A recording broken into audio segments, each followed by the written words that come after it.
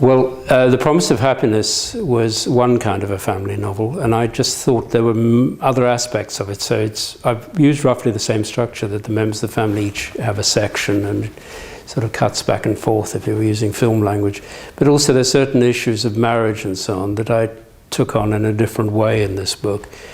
But there's also common elements with promises, sort of sacramental nature of certain things. One ends with a wedding and this one ends with a baptism.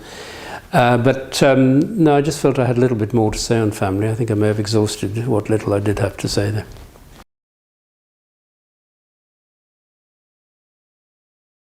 I tend to write novels in the London Library. I write them longhand and then I finish them and revise them at home. So that doesn't mean I'm always in the London Library, always at home. It could be I could write and then I could go back and revise at home, type onto my computer.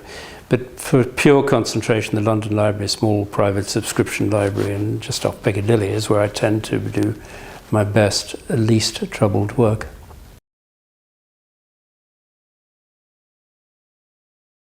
There is some truth that I'm writing my autobiography under those. I think in a curious way you are doing that with any novel, even if you don't think you are. But one or two of my books are fairly expressly autobiographical, yes, and I have. A lot of the things are drawn from incidents or things I knew about personally.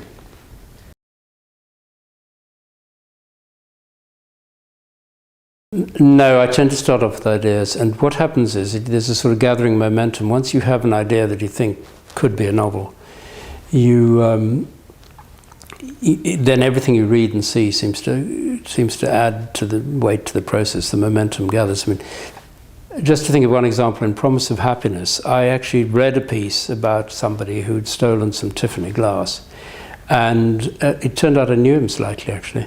That was a strange thing. And then I wanted to interview him for the Times. The Times actually agreed that I could interview him, but he refused, understandably, saying that he'd been through enough hell already. And that started me off. I thought, well, I was looking at that point to write a family novel, and it seemed a wonderful thing for a normal, quite intelligent, very intelligent person to get involved in a crime. It seemed to me a great way to start a family novel.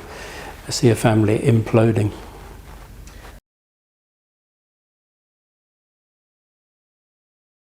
The main thing is just write.